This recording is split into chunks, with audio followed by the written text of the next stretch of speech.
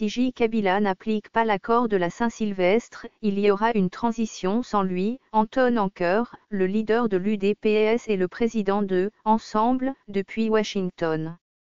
En tournée euro-américaine, Félix Tshilombo Tshisekedi, président national de l'UDPS, principal parti de l'opposition en RD Congo, a rencontré lundi 21 mai à Washington, Moïse Katumbi Chapwe, président de la plateforme électorale Ensemble créée récemment à Johannesburg. Dans une interview minute accordée sur place et le même lundi à la presse, Félix Tshisekedi et Moïse Katumbi ont éclairé la lanterne de l'opinion sur une rumeur qui circule dans les rues de Kinshasa, selon laquelle Tshisekedi Junior serait en passe d'être nommé Premier ministre, en remplacement de Bruno Tshibala, actuel chef de l'exécutif. À en croire la rumeur, un nouveau dialogue serait même prévu dans ce sens. Nous sommes ensemble et nous sommes avec le peuple, rassure-t-il. Aujourd'hui, comprenez-nous bien. Que tout le monde nous entende clairement. Il n'est plus question d'aller à un quelconque dialogue. L'accord de la Saint-Sylvestre, obtenu grâce au travail des évêques de la Sanko, est la seule voie à suivre. Si Kabila n'applique pas cet accord, il y aura une transition et elle se fera sans lui, tranche Moïse Katumbi. Même si Kabila n'organise pas les élections, il part. Il ne peut plus espérer rester un jour de plus au pouvoir, concluent les deux acteurs politiques de l'opposition rencontrés lundi dernier aux États-Unis. Iront-ils unis jusqu'aux élections? Félix Tshisekedi et Moïse Katumbi sur une même photo à Washington. Tout un symbole. À l'heure et à l'ère des réseaux sociaux, cette image a été partagée à la vitesse du son.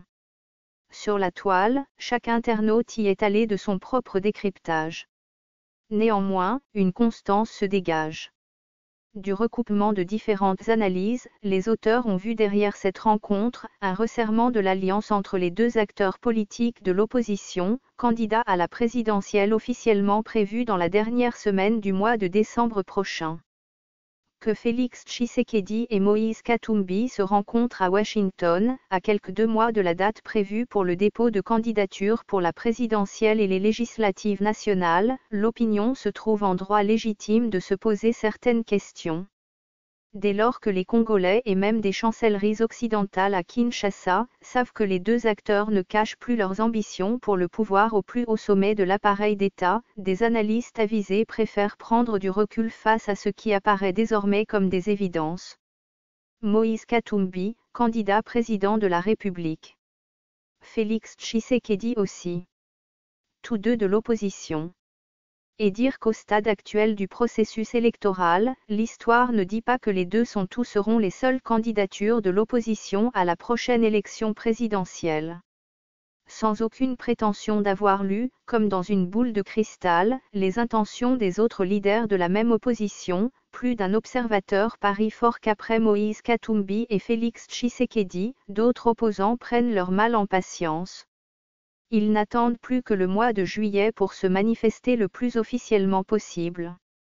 Dans ce qui ressemble depuis peu à une foire d'empoigne, plusieurs noms d'acteurs de l'opposition sont cités dans les rues de Kinshasa. De syndicats d'Okolo, de moins en moins cités, à Freddy Matugulu, en passant par Noël Tchiani, les supputations vont bon train. On ne devrait pas ne pas citer le Premier ministre honoraire Adolphe Musito qui, depuis un temps, porte la casaque d'opposant. Bien malins pourraient être certains outsiders qui auront surfé sur la confusion, pour monter les enchères.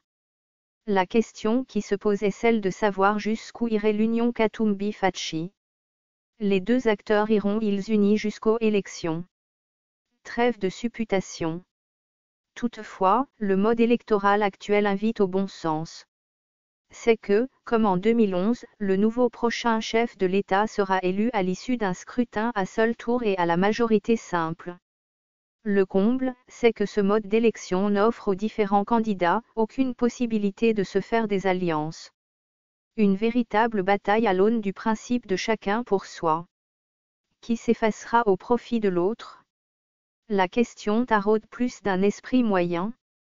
À l'hypothèse que Félix Tshisekedi et Moïse Katumbi maintiennent chacun leurs ambitions de postuler à la présidentielle, qui entre les deux s'effacera au profit de l'autre.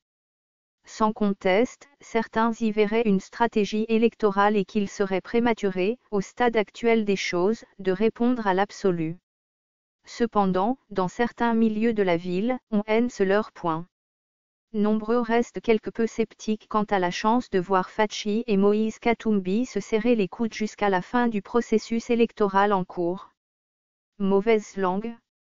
Mauvaise prédiction. Prophète de malheur. Peut-être. Mais au cas où ce ne serait pas le cas, il y a risque de voir se répéter le scénario de 2011. On se rappelle que lors de ce scrutin, 10 candidats de l'opposition dont Étienne Tshisekedi, Vital Kamerhe et Léon Kengowa Dondo, devaient affronter Joseph Kabila, candidat unique de la majorité présidentielle. On connaît la suite. L'histoire, dit-on, est un éternel recommencement.